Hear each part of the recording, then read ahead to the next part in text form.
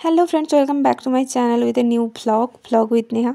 তো কেমন আছো তোমরা সবাই? আশা করি তোমরা সবাই অনেক অনেক অনেক ভালো আছো, আর আমিও অনেক অনেক অনেক ভালো আছি। তো দেখো, যেমনটা তোমরা দেখতে পাচ্ছ, দার্জিলিং যাওয়ার জন্য কিন্তু আমি একেবারেই রেডি। আর দেখো আমার ব্যাগের অবস্থা আর বিছানার অবস্থা তো তোমরা দেখলেই।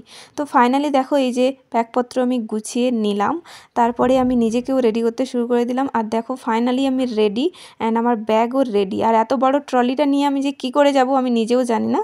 তো চলো, তোমরা ব্লগটা স্কিপ না করে লাস্ট অবধি দেখতে থাকো। তারপরেই দেখো আমার দুটো ফ্রেন্ড এসেছিলো আমাকে আনতে, ওদের রুমে আমি যাব। ওদের রুম থেকে বেরিয়ে তারপরে হচ্ছে আমরা একদম হাওড়া স্টেশনে পৌঁছে যাব। তো ওরা ফার্স্টে আমাকে রাস্তা দেখাতে দেখাতে নিয়ে যাচ্ছিলো, আর আমিও দেখতে দেখতে যাচ্ছিলাম। আর এদিকে রাস্তাটা কি সুন্দর না, এরকমই ওদের রুমে যেতে রাস্তা পড়ে। তো যাই হোক, দেখো গাইস ফাইনালি রুমে পৌঁছে গেছি, আর এখন বাজে 4:30। আর সবাই দেখো মোটামুটি প্রায় রেডি সবাই। আর এই যে ব্যাগপত্র সবারই সব প্রায় গোছানো হয়ে গেছে, আর সবাই একটু সাজতে বসে গেছে। মেয়ে মানে তো জানোই, বুঝতেই পারছো যে সাজুগুজু তো হবেই মাস্ট। তো সবাই যখন রেডি, আর এই দিকে দেখো একজন রেডি হয়ে আগে থেকে, ও সবার আগে রেডি হয়েছে, আর ওকে বললাম আমি একটু হাই করে দে, তো হাই করে দিয়েছে। তারপরেই দেখো এই যে আমরা বেরিয়ে যাব এখন ট্রলি নিয়ে। তো দেখো ফাইনালি আমরা বেরিয়ে গেছি গাইস দার্জিলিং যাওয়ার জন্য। তো চলো guys, let's start with blog. তো চলো, দেখো রাস্তায় আমরা এসে গেছি, কিন্তু গাইস টেনশানের আর কি শেষ আছে। ওই যে গাড়ি পাচ্ছি না আমরা, মানে এখনও অলরেডি 5:30 বেজে গেছে, আমরা কোনো কারই পাচ্ছি না। ওলা উবের যাই করছি ক্যান্সেল হয়ে যাচ্ছে। তো শেষমেশ একটা ওলা উবের এসেছিলো, দেখো উঠে গেছি আমরা। দিয়ে এরকম মজা করতে করতে যাচ্ছিলাম। তো টেনশান হচ্ছিলো যে কখন পৌঁছাবো, কারণ আমাদের ট্রেন ছিল 6:30টায়। আর আমরা মানে অনেকটাই লেট হয়ে গেছে, বুঝতে পারছো। আর কলকাতার রাস্তা মানে তো সবাই জানো কত জ্যাম হয়। তো এই যে জ্যামে তো ফার্স্টে আটকে গেছিলাম, তারপরে দেখো ফাইনালি আমরা যাচ্ছি কোনো জ্যাম ছাড়াই। তো যেতে যেতে রাস্তাটা এনজয় করতে করতে আমরা সবাই মিলে যাচ্ছিলাম। আর দেখো ফাইনালি হাওড়ার এই যে দেখো ব্রিজটাতে আমরা পৌঁছে গেছি। আর হাওড়ার ব্রিজে তো মানে সুন্দর ভিউটা বেশ ভালো আসে, ওই জন্য আমিও ভিডিও নিতে আর ভুললাম না।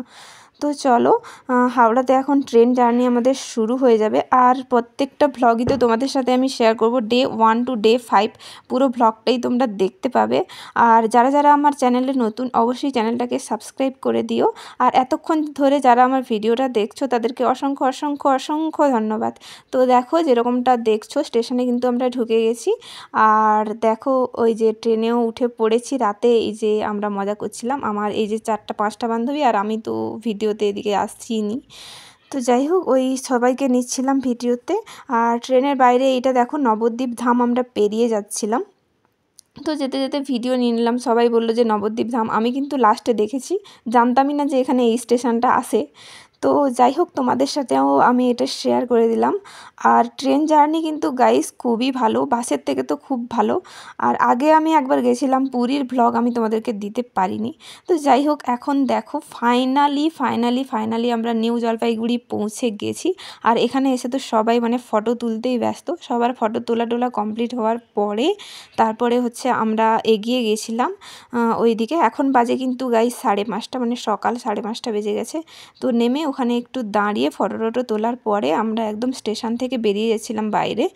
আর বাইরে বেরিয়ে আমরা কিন্তু কারে করে যাব, আমাদেরকে কার রিসিভ করতে আসবে, কিন্তু কখন আসবে জানি না।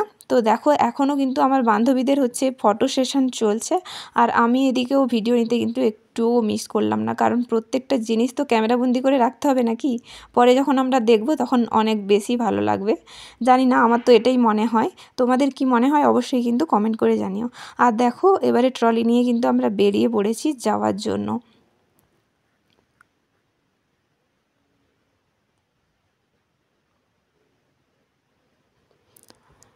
আর দেখো এটা হচ্ছে স্টেশন থেকে ওপরে, মানে ট্রলিগুলো নিয়ে ওপরে উঠতে হচ্ছিল। তো আমরা লিফটে করে এলাম, তারপরে দেখো এইটা পেরিয়ে আবার কিন্তু নিচের দিকে যেতে হবে। এটাতে যেহেতু একটু ঢালু মতো ছিল, মানে সিঁড়ি দিয়েও নামতে পারো আর ঢালু দিয়ে নামতে পারো। তো আমরা কিন্তু ঢালু দিয়ে নেমে, আর এখানে একটা এটিএমে ব্যাংকে গেছিলাম আর কি টাকা তুলতে। তারপরে হচ্ছে যারা যারা টাকা তুলবে বা কিছু করবে, তো এখানে এসে নিচে কিন্তু এটিএম তোমরা পেয়ে যেতে পারো। তো দেখো ফাইনালি তারপরে অনেকক্ষণ ওয়েট করার পরে আমাদের গাড়ি চলে এসছে। তো আজকের ব্লগটা এইটুকুই, দেখা হচ্ছে নেক্সট ব্লগে।